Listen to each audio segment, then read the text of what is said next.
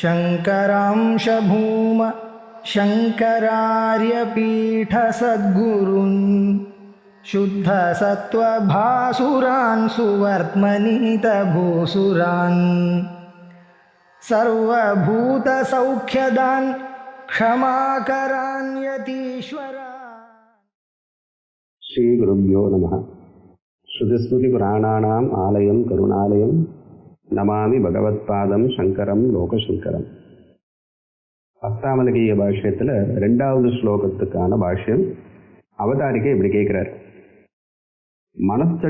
நனு மனச்சச்சுராதி பிரவருத்தௌ கிமர்த்தம் அதிஷ்டாதா இஷ்யதே. என்ன கேள்வி அப்படின்னா, நீ யாரு அப்படின்னு கேட்டார். அதுக்கு என்ன பதில் சொன்னார்னா, யார் மனசு கண்ணு புலன்கள் இவைகள்லாம் பிரவர்த்திக்கிறதுக்கு தன் செயலை செய்யறதற்கு யார் ஒருத்தர் அதிஷ்டாத நியாமகன், அதற்கு அதை கட்டளையிட்டு அதை செய்விக்கக்கூடியவராக இருக்காரோ அப்படிப்பட்ட போதஸ்வரூபமன் நித்தியோபலப்தி ஸ்வரூபோகம் ஆத்மா. அது நித்தியமாகவும் உபலப்தி போதஸ்வரூபமாகவும் இருக்கக்கூடியது ஆத்மா நான் அப்படின்னு பதில் சொன்னார். அந்த ஸ்லோகத்துக்கு அர்த்தம் சொல்லியாச்சு. இப்போ என்ன கேள்வி வருது அப்படின்னா, சரி, மனசு தன் காரியத்தை தான் செய்யறது, கண்ணு தான் பொருளை பார்க்கறது, காது சப்தத்தை கேட்கறது, இதெல்லாம் இயக்கக்கூடியவர் அதிஷ்டாதான்னு ஒருத்தர் இருக்காருன்னு யாரும் கேட்டார். ஏன் அதாவது தன் வேலையை தானே செஞ்சுட்டு போகிறது, எதுக்காக இதுக்கு ஒரு அதிஷ்டாதா இருக்காருன்னு கண்ணுக்கு தெரியாத ஒரு அதிஷ்டாதா, ஏன்னா அவர் கண்ணுக்கு தெரியவே மாட்டாருன்னு வேற சொல்கிறேன், அது நித்தியோபலப்தி ஸ்வரூபம்னு வேற சொல்கிறேன். அப்படிப்பட்ட ஒருத்தர் இருக்காருன்னு ஏன் நம்ம ஒத்துக்கணும்? கண்ணுக்கு தெரிஞ்ச பொருள் அப்பாற்பட்டு கண்ணுக்கு தெரியாத ஒருத்தர் பின்னாடியிலேருந்து இயக்கிறார். லோகத்தில் ஒரு காரியம் நடக்கணும்னா எதிர்க்க தடிக்க வச்சுன்னு பண்ணிடானாலே பாதி நேரம் பண்ண மாட்டேன்றான். இப்போ கண்ணுக்கெல்லாம் தெரியாமல் பின்னாடி யாரோ ஒருத்தர் இருந்து இயக்கிறாருன்னா, எனக்கு அப்படிலாம் ஒன்றும் யாரும் இயக்கிற மாதிரி தெரியலையே. நமக்கு அந்த அனுபவம் இருக்கா? நம்ம கண்ணை விரட்டுறா போல ஒருத்தர் உள்ளே உட்காந்துட்டு, கண்ணை நீ போய் பாரு, மனசை நீ போய் நீ இதை நினை அப்படின்னு யாராவது பண்ணுற மாதிரி நம்மளுக்கு அனுபவம் இருக்கோ? அப்போ எதுக்கு அந்த மாதிரி லோக அனுபவத்துக்கு விரோதமாக ஏதோ ஒன்றும் ஒத்துக்கணும் அப்படின்னு கேள்வி. இந்த கேள்வி யார் கேட்குறா? பூர்வபக்ஷின்னு நம்ம சாஸ்திரத்தில் சொல்லுவோம். பூர்வபக்ஷின்னா தனியாக யாரோ ஒருத்தர் இல்லை.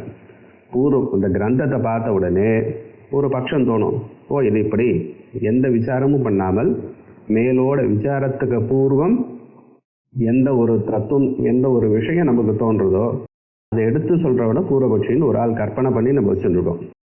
அதுக்கு மேலே விசாரம் பண்ணி, இல்லைப்பா இந்த உபனிஷத்து தான் சொல்கிறது, இந்த கீதா வாக்கியம் தான் சொல்கிறது அப்படின்னு தீர்மானம் பண்ணக்கூடியவருக்கு சித்தாந்தின்னு வச்சுருப்போம், அந்த தத்துவத்தை சொல்லக்கூடியவர். இப்போ இங்கே சித்தாந்தி யார்? அஸ்தாமலகாச்சாரியார் தன்னுடைய ஸ்லோகத்தை சொல்கிறார். இவர் இப்படி ஸ்லோகம் சொல்கிறதுக்கு என்ன காரணமாக இருக்கும் அப்படின்னு ஒரு கல்பிதமான ஒரு ஆட்சேபம். ஏன்னா கேள்வி பதில் வடிவமாக இருந்தால் தான் நமக்கு விஷயம் நல்லா தெளிவாக புரியும். இல்லை வெறுமனா பாராயணம் பண்ணுற மாதிரி பண்ணிட்டு போனால் மனசில் நிற்காது. இந்த சாஸ்திரமானது கேள்வி கேட்டு எதை சொன்னாலும் அப்படியே ஒத்துக்கணும்னு அவசியம் கிடையாது. விசாரம் பண்ணணும். விசாரம் பண்ணனா கேள்வி கேட்டு இப்படியா அப்படியான்னு யுக்திக்கு பொருந்தி பார்த்து பண்ணணும். அது எப்படி பண்ணுறதுன்னு இந்த இடத்துல ஆச்சாரியால் பண்ணி காமிக்கிறார். நடு மனச்சச்சுராதி பிரவருத்தவும் கிமர்த்தம் அதிஷ்டாதா இஷ்யதே. மனசு புலன்கள்லாம் தன் வேலையை செய்யறதுக்கு ஒரு அதிஷ்டாதான் ஏன் ஆசைப்படுறேன்? எதுக்காக நம்ம அதை ஏற்றுக்கணும்? சுயமேவ கஸ்மா என்ன பிரவர்த்தந்தே, அது தானாக பிரவர்த்திக்கிறதுன்னு ஏன் சொல்லலை? தானாக ஏன் பிரவர்த்திக்கலை அப்படின்னு கேட்கல, அப்படிதான் கேட்குறார். அதுக்கு என்ன அர்த்தம்னா, தானாக பிரவர்த்திக்கிறதுன்னு ஏன் ஒத்துக்க மாட்டேன்ற, இதுக்கு பின்னாடி அதிஷ்டாதான்னு ஒருத்தர் இருக்காருன்னு எதுக்கு எப்படி அதை படிக்கிறேன்? கதந்து நித்தியோபலப்தி ஸ்வரூபத்துவம் அதிஷ்டாத்து. அவர் இருக்காருன்றது மட்டும் இல்லை, அவருக்கு நித்தியோபலப்தி ஸ்வரூபத்துவம், அவர் இப்படிப்பட்டவர், எப்பவுமே அறிவு வடிவானவர், அதை வேற எதுக்கு நீங்க சொல்லணும்? இத்தியதாக அதுக்காக சொல்றாரா? அதுக்காக என்ன சொல்றாரு? யமக்னி உஷ்ணபத் நித்தியபோத ஸ்வரூபம் மனஸ்தச்சுராதீன்யபோதாத்மகானி பிரவர்த்தந்தா சித்திய நிஷ்கம்பமேகம் ச நித்தியோபலப்தி ஸ்வரூபோகமாத்மா அப்படின்னு முதல்ல சொன்னதை இன்னும் விசாரமாக சொல்றாரு. என்ன சொல்றாரு பாருங்க. இந்த ஸ்லோகத்துக்கு ஆச்சாரியர்களை அன்வயம் பண்ணி காட்டுறாரு. எம் நித்தியபோதஸ்வரூபம் ஆத்மானம் ஆசிரித்ய மனச்சச்சுராதீனி பிரவர்த்தந்தே சோகம் ஆத்மேதி சம்பந்த. இந்த எம் அக்னி உஷ்ணவத் அப்படின்னு சொல்லியோ, இந்த முதல் வரியில் இருக்கக்கூடிய முதல் வார்த்தை எம், அது கடைசியில் நித்தியபோத ஸ்வரூபம், அது ஆத்மானம் ஆசிரித்திய, அப்படிப்பட்ட ஆத்மாவை ஆசிரித்தியன்றது இங்கே இருக்கு, நடுவில் இருக்கு. எங்க மூணாவது வரியில் இருக்கு. ஆசிரித்திய மனச்சச்சுராதீனி பிரவர்த்தந்தே சோகம் ஆத்மா அப்படின்னு சம்பந்தம். இப்போ இதுக்கு அர்த்தம் பார்த்துட்டோன்னா ஸ்லோகத்துக்கு அர்த்தம் வந்தாச்சு. மீதி எல்லாம் அங்கங்கே சேர்க்கக்கூடியதான விசேஷணங்கள் அது எதுக்குன்னு சொல்ல போறாரு. எந்த ஒருவரை இந்த நித்தியபோத ஸ்வரூபமாக இருக்கக்கூடிய ஆத்மா இருக்கிறவரோ அவரை ஆசிரித்திய, எவரை ஆசிரித்து அவரை பிடித்து கொண்டு மனச்சச்சுராதீனி பிரவர்த்தந்தே, மனசு கண்ணு முதலிய புலன்கள் தன் செயலை செய்கின்றனவோ, சோகம் ஆத்மா, அந்த ஆத்மா நான் அப்படின்னு இந்த ஸ்லோகத்துக்கு அர்த்தம். இப்பதான் அந்த கேள்விக்கு வர நனு கதம் போதசி நித்தியத்துவம், நித்தியபோதம் நித்தியோபலப்தி ஸ்வரூபம் சொன்னார் இல்லையோ, இந்த போதம்ன்றது அது எப்படி நித்தியமாகும்? ஏன் ஆகாது? இந்த லோகத்தில் அப்படி அனுபவம் இல்லை. போதோகி நாம ஞானம், போதம்னா நீங்கள் என்ன சொல்கிறீங்க? ஞானம் தானே போதம். நமக்கு எங்கேயாவது ஞானம் நித்தியமாக இருக்கோ? தச்ச அந்த ஞானம் எப்படி வருது? எவ்வளோ அழகாக யுக்தியோடு கேள்வி கேட்குறாரு பாருங்க. கேள்வி கேட்குறவர் ஒன்றும் சும்மா வெறும்னா கண்டனம் பண்ணணும்னு கேட்கல. நம்ம லோக அனுபவத்தை வச்சுட்டு நீங்கள் வேதாந்தத்தில் சொல்கிறது பொருந்தாது அப்படின்னு கேள்வி. நம்ம எல்லாருக்கும் நியாயமாக இந்த கேள்வி வரணும். நம்மளுக்கு வரலைனாலும் வர வைக்கணுன்றதுக்காக ஆச்சாரியால் இந்த சந்தேகத்தை கிளப்புறார். இப்படி சந்தேகம் வந்தால் எப்படி சமாதானம் சொல்கிறதுன்னு சொல்கிறார். மேலே உபனிஷத் முதலிய கிரந்தங்களுக்கு பாஷ்யம் பண்ணும்பொழுதும், இதுக்கும் மேலே சூத்திர பாஷ்யத்தில் இன்னும் காடமாக விசாரம் பண்ணும்போதும், ஒரு விஷயம் இருந்ததுன்னா அதில் எப்படிப்பட்டதான ஆட்சேபங்களை கிளப்பி எப்படி சமாதானம் சொல்லணும் அப்படின்னு ஒரு பயிற்சி. அதுக்கு முதல்ல இந்த மாதிரி கிரந்தங்கள் பார்த்தோன்னா நமக்கு மேல் கிரந்தங்கள் பார்க்கும்போது ரொம்ப சுலபமாக போயிடும். போதோகி நாம ஞானம், போதம்னா என்னப்பா? ஞானம் தானே சொல்கிறேன். இவர் பூர்வபட்சி நம்மளை பார்த்து சித்தாந்தியை பார்த்து கேட்குறார். தத்துனா அந்த ஞானம், ஞானம்ன்றது இந்திரியார்த்த சன்னிகர்ஷாதினா ஜாயதே சமுத்பத்தியதே. இந்திரியம்னா புலன், அர்த்தம்னா பொருள், சன்னிகர்ஷம் அப்படின்னா சேர்க்கை, சம்யோகம், சம்பந்தம்னு வச்சுக்கோங்க. சேர்க்கை, இந்த புலனும் பொருளும் சேர்ந்தா நமக்கு அறிவு வருது. நம்ம கண்ணு எதிர்க்க இருக்கக்கூடியதான ஒரு பொருளை பார்த்ததுன்னா இது அன்னது, இது புஸ்தகம் அப்படின்னு ஒரு அறிவு வருதோ இல்லையோ. இதை தான் தமிழில் எப்படி சொல்லுவா? புலப்படுதல்னு சொல்லுவா. புலனோட பொருள் பட்டுதுன்னா புலப்படுதல் அப்படின்னு சொல்லுவாங்க. எங்கேயோ யாரோ நாதஸ்வரம் வாசத்தில் அந்த சப்தம் காதில் விழுந்ததுன்னா காதில் விழறதுன்னு சொல்லுவோம். அது படுறது. அது அந்த நம்மளுடைய புலனுக்கும் அந்த சப்தத்துக்கும் ஒரு சம்பந்தம் வந்ததுன்னா இன்னாரங்க வாசிக்கிறார் அப்படின்னு நமக்கு அந்த அறிவு வருது. அப்போ ஞானம் எப்படி வருது? இந்திரியார்த்த சன்னிகர்ஷாதினா ஜாயதே. ஜாயதேனா சமுத்பத்தியதே. இங்கே ஒன்று கவனிக்கணும். இந்திரியார்த்த சன்னிகர்ஷேனன்னு போடாமல் ஆதினான்னு முதலியவைகள்னு போட்டார். முதலியவைகள்னா என்ன அப்படின்னா, நமக்கு வரக்கூடியதான எல்லா அறிவும் கண்ணால் பார்த்து வருதுன்றது மட்டும் கிடையாது. சில சமயம் நம்ம அனுமானம் பண்ணிக்கிறோம். தமிழ் யூகிக்கிறது அப்படின்னு சொல்லுவாங்க. எப்படின்னா, இப்போ எங்கேயோ ஒரு இடத்துல ஒரு புகை கிளம்பி வருது. ஐயோ அங்கே ஏதோ பத்தின் இருக்கு போல இருக்கே அப்படின்ட்டு. எப்படி பத்தின் இருக்குன்னு தெரிகிறது நமக்கு?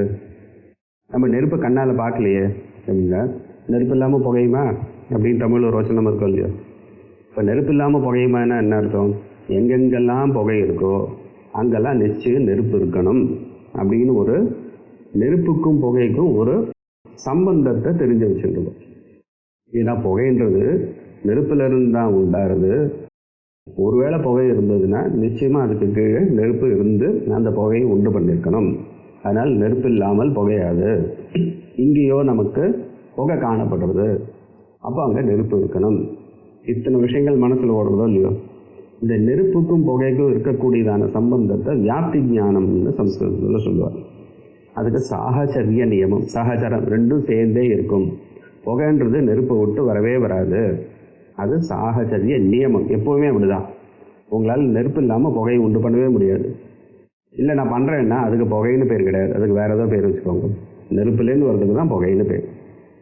இப்போ அந்த புகையை பார்த்த உடனே நெருப்புன்ற ஞானம் நம்மளுக்கு வருதோ இல்லையோ? அந்த ஞானம் எப்படி உண்டாச்சு? புகைன்ற அறிவு வந்தது. புகைக்கும் நெருப்புக்கும் விட்டு பிரிக்க முடியாத சம்பந்தம் இருக்குன்ற அறிவு வந்தது. இது ரெண்டும் சேர்ந்து இங்கே நெருப்பு இருக்குன்னு ஒரு அறிவை உண்டு பண்ணுறது. இதுதான் வியாப்தி ஞானம் பராமர்சத்து அனுமானம் அனுமித்தின்னு நையாயிக்கால் சொல்லுவாங்க. சாஸ்திரத்தில் இது ஒரு பிரமாணமாக ஒத்துருக்கோம். இது போல் 6 பிரமாணங்கள் வேதாந்தத்தில் ஒத்துருக்கோம். அப்போது அந்த பிரமாண உண்மையான அறிவு அதை உண்டு பண்ணுறதுக்கான காரணங்கள் இருக்குது. அது என்ன? இந்திரியார்த்த சன்னிகர்ஷம், வியாப்தி ஞானம் முதலியவைகள், உபமான ஞானம், இப்படிப்பட்டதான ஞானங்கள்லாம் உண்டு. சாதிருஷ ஞானம் இவைகள்லாம் உண்டு. இவைகள்னால ஜாயதே தச்ச ஜாயதே, அந்த ஞானம்ன்றது உண்டாருது. சரி, உண்டானதுக்கப்புறம் அப்படியே இருக்க முடியாது. நீங்கள் காத்தால் எழுந்ததுக்கப்புறம் முதல்ல சுவாமி படத்தை பார்த்துட்டு எழுந்துக்கிறேன், அப்படியே சுவாமி கண்ணு முன்னாடியே நிற்கிறாரோ, அப்போ அடுத்த காரியம் நம்மளால் பண்ண முடியாது. அதை விட்டுட்டு அடுத்ததுக்கு போயிட்டு அப்புறம் இது பண்ணுறது ஒன்றா பண்ணி ஒரு காரியமாக பண்ணிட்டு வரோம். அப்போ என்ன ஆகுது? உற்பன்னஞ்ச ஞானம் ஸ்வகாரியேன சம்ஸ்காரேன விரோதினா ஞானாந்தரேனவா வினஷ்யதி. அந்த உண்டான ஞானமானது உற்பன்னஞ்ச ஞானம் ஸ்வகாரியேன சம்ஸ்காரேன வினஷ்யதி அப்படி அன்வயம் பண்ணிக்கணும். தன்னுடைய காரியத்தினால, தன்னுடைய காரியமான சம்ஸ்காரம், ஒவ்வொரு ஞானமும் ஒரு சம்ஸ்காரத்தை உண்டு பண்ணுறது. சம்ஸ்காரம்னா நம்ம தமிழ் வடுன்னு சொல்லுவோம் இல்லையா? ஒரு அடையாளம். தெருவில் மழை பெஞ்சிருக்கு, மண் தர, ஒரு மாடு போயிருக்கு. மாடு இப்போ கண்ணுக்கு தெரியல. ஏன் அங்கே போய் பார்த்தோன்னா நம்ம அந்த இடத்துல அந்த மாடு போனதான அந்த அடையாளம் இருக்குது, அந்த குளம்படி இருக்குது. இப்போ மாடு இது வழியாக தான் போயிருக்கு, நாய் இது வழியாக போயிருக்கு, யாரோ வந்துட்டு போயிருக்கா, கால் அடி தெரியறது அப்படின்றோம். அந்த வடு அப்படி அந்த அடையாளம் இருக்கோ இல்லையோ, அதுக்கு சம்ஸ்காரம்னு பேர். அந்த இடத்துல அந்த குளம்படி பார்த்து மாடு இது வழியாக போயிருக்குன்னு சொல்லும்போது அங்கே மாடு இல்லை. ஏன்னா அது இருந்ததுன்னா நம்மளால் மாடை தான் பார்க்க முடியும், அதுக்கு இருக்கக்கூடியதானே அந்த அடியை பார்க்க முடியாது. அப்போது அது போனதுக்கப்புறம் அதனுடைய அடையாளம் தெரியாது. அதுபோல் அந்த ஞானம் மனசில் போனதுக்கப்புறம் அதனுடைய சம்ஸ்காரம் உண்டாகுது. அந்த சம்ஸ்காரம் இருந்தால்தான் திரும்ப நமக்கு அந்த விஷயத்தை பற்றியதான ஞாபகம் வரும், இந்த ஸ்மிருதி வரும். இப்போ இந்த சம்ஸ்காரம் இருக்குன்னு என்ன அர்த்தம்? அந்த ஞானம் போயிடுச்சுன்னு தானே அர்த்தம். அப்போது அந்த ஞானம் போகிறதுக்கு இந்த சம்ஸ்காரம் காரணம்ன்ற மாதிரி சொல்கிறார்.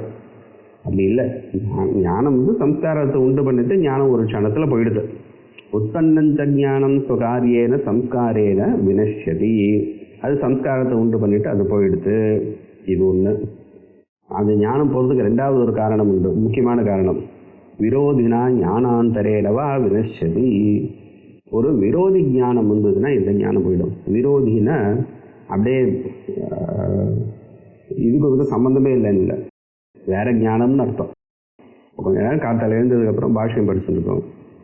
சரி போகிறோம், இப்போ நேரம் ஆகிட்டு ராமாயணம் பாராயணம் பண்ணலாம், ராமாயணம் பார்க்குறோம். ராமாயணம் படிக்கும்பொழுது பாஷ்ய ஞானம் இல்லையே. அப்போ ராமாயணத்துக்கு பாஷ்யத்துக்கு விரோதம் இல்லைன்ட்டு கிடையாது, விரோதம்னு கிடையாது. இந்த பாஷ்ய ஞானமானது பாஷ்யம் படிக்கிற வரைக்கும் இருந்தது. ராமாயணம் எடுத்ததுக்கப்புறம் அந்த ஞானம் இருக்குது, அது வந்ததுனால இது போயிடுது. அதனால விரோதம்னு சொல்கிறமே தவிர இதுக்கு பரஸ்பர விரோதம் ஒன்றும் கிடையாது. அடுத்த ஞானம் வந்தோடனே இதுக்கு முந்தின ஞானம் போயிடுறது. விரோதினா ஞானாந்தரேனவா வினஷ்யதி. இப்போ தாத்பரியம் என்ன? நம்ம லோகத்தில் ஞானம்னு நம்ம அனுபவத்தில் எது இருக்கோ அது உண்டாருது, அது போகிறது. எது உண்டாருதோ போகிறதோ அதை போய் எப்படி நித்தியம்னு சொல்ல முடியும்? அத உற்பத்தி நாச தர்மவத்வா நித்தியம் பவிதுமர்ஹதி.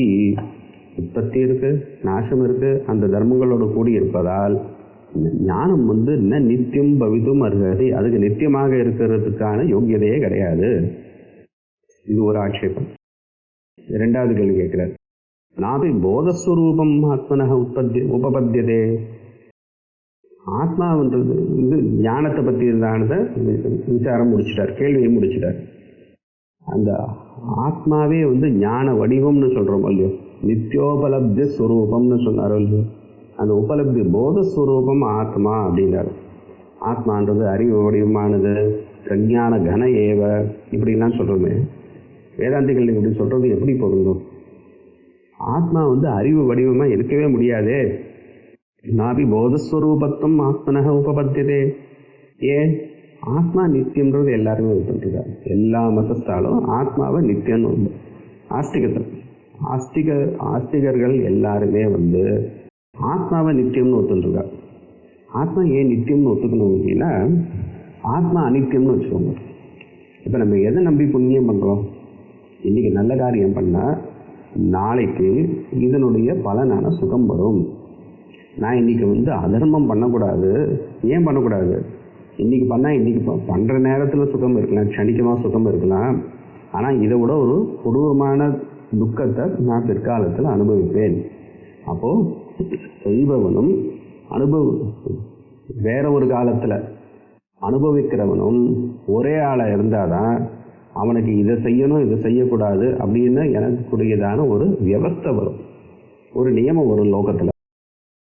இன்றைக்கி நான் பண்ணுறேன், நான் போயிடுறேன், துக்கத்தை யாரோ அனுபவிக்கிறான் அப்படின்னு வந்ததுன்னா யாராவது எதுக்காவது பயப்படுவாளோ? பண்ணுற காலத்தில் பண்ணிடுறோம், அப்புறம் நம்ம போயிடுறோம், அப்புறம் பின்னாடி பார்த்துக்கலாம். இப்போ லோகத்தில் அப்படி தானே நிறைய நடக்குது. நமக்கு வேண்டியது எல்லாத்தையும் நம்ம அனுபவிச்சிடும். அடுத்த தலைமுறையில் அவளுக்கு வந்து எந்த கஷ்டம் வந்து அதை அவன் பார்த்துக்கிறான். இன்றைக்கி இருக்கிறது எல்லாத்தையும் நம்ம ஆண்டு அனுபவிச்சிடணும். அப்படி இருந்தால் என்ன ஆகுது? லோகம் நாசமாக போயிடும். அப்படி அது வந்து லோகாயதிகள். ஆத்மா நித்தியம்னு சொல்லக்கூடியதான தார்மிகால் ஆஸ்திகால் வந்து அப்படி இருக்க முடியாது. ஆத்மாவும் நம்ம நித்தியம்னு ஒத்துருக்கோம், ஞானமும் அனித்தியம். நித்தியம் எப்படி அனித்தியமாகும்? நித்தியமான ஆத்மா அனித்தியமான ஞான வடிவமாக எப்படி இருக்க முடியும்? அப்படியே ஆத்மான நித்தியம்னு சொல்லிட்டு ஆத்மா ஞான வடிவம் இப்படின்னு சொல்கிறீங்களே, நீங்கள் சரியாக புரிஞ்சுக்காமல் பேசுகிறேன் அப்படின்னு அவன் கேள்வி கேட்குறான். நாபி போதஸ்வரூபம் ஆத்மனக உபபத்தியதே நித்தியத்வாத் ஆத்மனக அனித்தியத்வாச்ச போதஸ்ய நஹி நித்யானித்யோ ஏகஸ்வபாவத்துவம். நித்தியமும் அனித்தியமும் ஒரு சுபாவத்தோடு இருக்க முடியாது. விரோதாத், என்ன விரோதமாச்சே? இது அத்திர உச்சதே. இப்போ அப்பா நான் சொல்கிறேன், பதில் சொல்கிறார். போதோஹி நாம சைத்தன்யம் அபிப்பிரேதம். நான் போதம்னு நான் எதை சொல்கிறேன்னா, நீ லோகத்தில் வந்து கடபடாத ஞானத்தை வச்சுட்டு ஞானம்னு நினச்சிட்டு அந்த ஞானத்தை நான் சொல்லலை. போதம்னு நான் சைத்தன்யம்னு சொல்கிறேன். ரெண்டுத்துக்கு என்ன வித்தியாசம்? என்னச்சா ஞானம் சைத்தன்யம்? ஞானம் சைத்தன்யம் இல்லைப்பா. இது வந்து சாஸ்திரத்தில் முக்கியமான விஷயம், அத்வைத வேதாந்தத்துக்கு முக்கியமான விஷயம். நம்ம அங்கங்கே வந்து சத்தியம் ஞானம் அனந்தம்லாம் பார்க்கும்போது நம்ம ஞானம்னா என்னன்னு வச்சுருக்கோம். நம்ம பார்க்கக்கூடிய கடபடாதி ஞானம் இல்லை. பாஷ்யத்தில் அங்கே வந்து ஞப்தின்னு சொல்லுவார். அது நித்திய ஞானம். அது சைத்தன்யம். சைத்தன்யம்னா என்ன? சைத்தன்யம்னா எது வந்து நமக்கு எல்லாவற்றையும் பிரகாசப்படுத்துறதோ அதுக்கு சைத்தன்யம்னு பேர். ஞானம்னா வெறும் அறிவு. அந்த க்ஷணத்தில் நான் இதை அறிந்தேன் அப்படின்னு சொல்கிறதுக்கு காரணமான, அதாவது எனக்கு இந்த பொருள் தெரியும்னு சொல்கிறதுக்கு காரணமான எந்த ஒரு வஸ்துவோ அதுக்கு ஞானம்னு பேர். ஆனால் நீங்கள் தெரிஞ்சுக்கிறீர்கள் அந்த அறிவு இருக்கு, அந்த அறிவு உண்டாரத்துக்கு எந்த ஒரு பிரகாசம் எந்த ஒரு சாதனம் வேணுமோ அதுதான் வந்து சைத்தன்யம். ஜன்யஜானஸ்ய ஜெய்யத்வேன கடாதிவச்ச ஜடத்வாத். இந்த உண்டார ஞானம் இருக்கு, அது வந்து அதுவும் அறியப்படக்கூடியதான பொருள். கடஞானம் படஞானம்லாம் இருக்கு, அதுவும் ஜடம்தான், அது சைத்தன்யம் கிடையாது. நம்ம ஞானம் சைத்தன்யமும் சேர்த்து புரிஞ்சுருக்கோம், அது இல்லை. அது ஞானம் வேற சைத்தன்யம் வேற. நமக்கு உண்டாகக்கூடிய ஞானமானது ஜடம். எப்படி கடபடாதிகள் ஜடமோ, எதிர்க்கக்கூடியதான பொருள்கள்லாம் ஜடமோ, அதுபோல் அந்த ஞானமும் ஜடம்தான். ஜன்யஜானஸ்ய கடாதிவது ஜடத்வாத். அது எப்படி ஜடம் சொல்கிறீங்கன்னா, ஞேயத்வேன. நம்ம அதையும் அறிகிறோமோ இல்லையோ, எதெல்லாம் நம்ம அறிவுக்கு விஷயமாகிறதோ அதெல்லாம் ஜடம்னு தீர்மானம் பண்ணியிருக்கார். சைத்தன்யத்தை அறிய முடியாது. சைத்தன்யம் அறிவிக்கும். உங்களுக்கு ஒரு பொருள் தெரியறதுக்கு சைத்தன்யம் வெளிச்சம் போட்டு காட்டும். அந்த வெளிச்சத்தில் நீங்கள் கூட பார்க்கக்கூடியதான பொருள் அது ஜடம். இந்த கடாதி ஞானம்ன்றது வந்து அது ஜடம். ஜன்யஜானஸ்ய ஏயத்வேன கடாதிவ ஜடத்வ. ஏயம் ஹி ஞானம் நம்ம தெரிஞ்சுக்கிற பொருள் எல்லாம், நமக்கு வரக்கூடிய அறிவெல்லாம் அது ஞேயம், அதுவும் அறியப்படக்கூடிய பொருள். எப்படின்னு சொல்றாரு பாருங்க, கடஞானம் மே ஜாதம் படஞானம் மே ஜாதம் இது சாட்சாத் அனுபூயமானத்வாத். கடம் ஜானாமி கடஞானம் மே ஜாதம். நான் குடத்தை அறிவேன், குடத்தினுடைய அறிவு எனக்கு இருக்கு. நான் அந்த புஸ்தகத்தை படித்தேன், புஸ்தகத்தில் படித்த விஷயத்தை நான் தெரிஞ்சிருந்தேன். அந்த அறிவினுடைய அறிவு நமக்கு இருக்கா இல்லையா? அப்போ அறிவுன்றது அறியப்பட்ட பொருள் தானே. அறியப்பட்ட பொருள் ஜடமாகத்தான் இருக்க முடியும். அதனால் ஞானம்ன்றது ஜடம்தான். அதனால் அதையும் சைத்தன்யத்தையும் போட்டு குழப்பிக்கக்கூடாது. அத தஸ்ய அனித்தியத்வேன அனாத்மஸ்வரூபத்வேபி. அதனால் அந்த ஞானம் அனித்தியம். இப்போ ரெண்டாவது விஷயத்தை ஆரம்பிச்சுட்டு முதல் விஷயத்துக்கு பதில் சொல்கிறாரு பாருங்க. தஸ்ய அனித்தியத்வேன, இப்போ ஞானம்ன்றது சைத்தன்யம் இல்லைன்னு சொன்னார். சரி, ஞானம்ன்றது சைத்தன்யம் இல்லைன்னு சொன்னதுனால என்ன லாபம்னா, அப்போ ஞானம் அனித்தியம் நீ சொல்கிறத நான் ஒத்துக்கிறேன். ஆனால் அது ஆத்மா கிடையாது. நான் அதை போய் ஆத்மான்னு சொல்லலை. அதனால் இது அனித்தியமாக இருக்கிறதுனால ஆத்மாவுடைய நித்தியத்துவம் கெட்டு போகிறதோ, இல்லை இது அனித்தியமாக இருக்கே, இது எப்படி ஆத்மஸ்வரூபமாகும்னு நீ கேட்க வேண்டாம். அதுக்கு அந்த அர்த்தமே நான் சொல்லலை. தஸ்ய அனித்தியத்வேன அனாத்மஸ்வரூபத்துவம் நான் ஒத்துக்கிறேன். ஸ்வரூபத்தேபி நித்தியபோதஸ்வரூபத்துவம் ஆத்மன உபபத்தியதே. நித்தியபோத ஸ்வரூபம் சைத்தன்ய ஸ்வரூபம் ஆத்மான்றதுல எந்த தோஷமும் வராது. ஏன்னா சைத்தன்யம் நித்தியம், ஞானம் அனித்தியம் நான் ஒத்துக்கிறேன். அந்த ஞானத்தை வெளிச்சப்படுத்தக்கூடியதான சைத்தன்யம் இருக்கே அது நித்தியம். நனு ஆத்மனக சேதனத்துவம் பிரமாணம் இது. இப்போ கேள்வியை மாற்றிட்டான். என்ன கேள்வி கேட்டா அப்படின்னா, சரி இருக்கட்டும், இது நித்தியம் அனித்தியம் ஏதோ ரெண்டு பிரித்து நீங்கள் வேற மாதிரி பதில் சொல்லிட்டு, அந்த சேத்தனம்னு இருக்கோ இல்லையோ, சைத்தன்யத்தை கொண்டது சேத்தனவான், சேத்தனம். இந்த ஆத்மா சேத்தனம்னு உங்களுக்கு யார் சொன்ன? அதுக்கு என்ன பிரமாணம் சொல்லுவேன்? இது இல்லைன்றதை நான் சொன்னது ஆமாமான்னு ஒத்துட்டேன். இப்போ இது வேற அப்படின்ட்டு எங்கேருந்தோ சைத்தன்யம்னு ஒரு பொருள் கொண்டு ஆத்மா அப்படி இருக்கலாமே, அதில் ஒரு தப்பும் இல்லை அப்படின்னு முடிச்சாரு. நித்தியபோத ஸ்வரூபத்தின் ஆத்மனாக உபபத்தத்தை, அது பொருந்தருது அப்படின்னு சொல்றாரு. பொருந்தருதுன்னு சொல்றதுனால மட்டும் நான் ஒத்துக்க முடியாது. அதுக்கு என்ன பிரமாணம்? நானும் ஆத்மனக சேதனத்தை கிம் பிரமாணம் இது சேத் ஜெகத் பிரகாஷ இது ப்ரூமஹ. உலகம் தோன்றது, அதோட பெரிய பிரமாணம் வேணும். உலகம் என்ன, இவர் கொடுக்குற பிரமாணத்தை யாராலையும் இல்லைன்னு சொல்ல முடியாது. அப்படிப்பட்ட பிரமாணத்தை கொடுத்துட்டாதான் நமக்கு எடுத்துட்ட விஷயத்தை சாதிச்சது சரியாகும். என்ன சொல்ற? ஜெகத் பிரகாஷ, உலகம் தோன்றது தான் பிரமாணம். இல்லை உலகம் தோணலைன்னு அவனால் சொல்ல முடியாது. இப்போ என்ன கேள்வி வரும்? உலகம் தோன்றதுக்கும் ஆத்மா சைத்தன்யத்துக்கும் என்ன சம்பந்தம்னு சொல்லணும். ஜெகத் பிரகாஷ இது சர்வஜன சித்தம். அதில் உனக்கு ஒன்றும் ஆட்சேபம் இல்லையோன்னோ, அது சர்வஜன சித்தம், எல்லாரும் ஒத்துக்கிறது. தத்ர ஞானாதீனாம் ஞேயத்வேன ஜடத்வாத். ஞானம்லாம் அது ஜடம்தான், அது நான் சொல்லிட்டேன். ஞானம் அனித்தியம்னு நீ சொன்ன, நான் ஒத்துண்டேன். ஏன்னா இவைகளும் ஜடம்னு நான் கூட சாதிச்சிட்டேன். ஞானாதீனாம் ஞேயத்வேன, அறியப்படுவதால் அது ஜடம். ஜடத்வாத் ஆத்ம பிரகாசேன. அப்போ ஞானத்தினால நம்ம எதையும் தெரிஞ்சுக்கல. கடத்தை பட்டத்தினாலேயோ பட்டத்தை கடத்தினாலேயோ தெரிஞ்சுக்கல. அப்படி தெரியாதோ இல்லையோ? குடம் எப்படி தெரிகிறது? படத்தினால், வஸ்திரத்தினால் தெரிகிறது. வஸ்திரம் எப்படி தெரிகிறது? குடத்தினால் தெரிகிறதுன்னு சொன்னால் பொருந்துமா? பொருந்தாது. அப்போது அதை அறிவூட்டக்கூடியதான வேற ஒரு பிரகாசம் ஒன்று, ஒரு வெளிச்சம் நமக்கு வேணும். சூரிய வெளிச்சத்தெல்லாம் விட்டுருங்க. அப்புறம் ராத்திரினா என்னன்ட்டு கிம் ஜோதிஸ்தவ பானுமான் அங்கே போகணும். அது இல்லை. இது இந்த நமக்கு விஷயமாகிறதுக்கு ஒரு பிரகாசம் வேணும். இது கடம் படத்தை பிரகாசிக்காது, படம் கடத்தை பிரகாசிக்காது. சரி, ஞானம்னு எடுத்துட்டா அந்த ஞானமும் இது போல ஜடம்னு சாதிச்சாச்சு. அப்போ எல்லாமே ஜடமாக இருக்குதுன்னா அப்போ நமக்கு வரக்கூடியதான அறிவுக்கு ஒரு பிரகாசம் வேணுமே.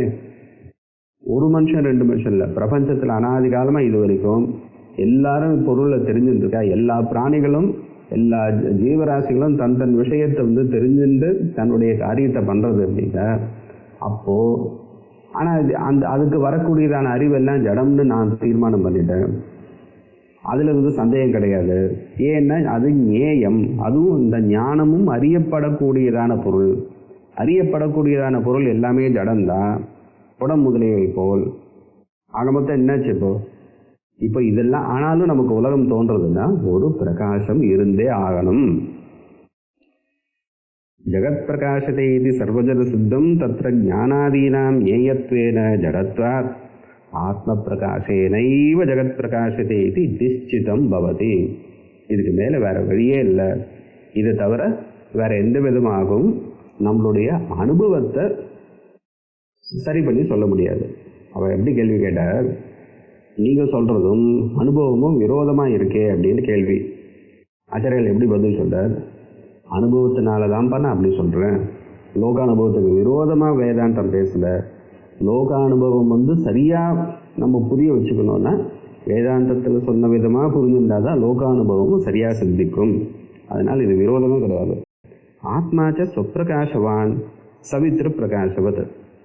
சரி, இப்போ அந்த ஆத்மாவை யார் தெரிஞ்சுப்பா? ஆத்மானால் நான் எல்லாத்தையும் தெரிஞ்சுட்டேன். இப்போ என்னை நீங்கள் எங்கே கொண்டு போய் மடக்கினேன்னா, பூர்வபட்சி கேட்குறேன், என்னை எங்கே கொண்டு போய் மடக்கினேன்?